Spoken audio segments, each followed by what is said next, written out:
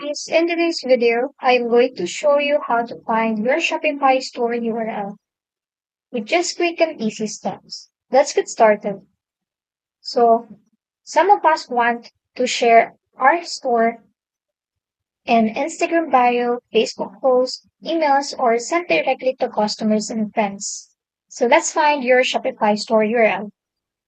First, log into your Shopify app store. Once in dashboard, here you can finish off setting up your store if you haven't already. Go to settings,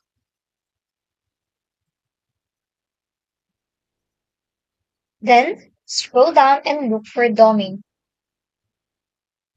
Click on domains, and this section will show all domain names connected to your store. If you only have one, that's totally fine. It will be right here at the top.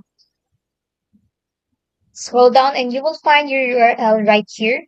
Click on it, and that's it. If this video helped you, don't forget to like and subscribe for more helpful tutorials.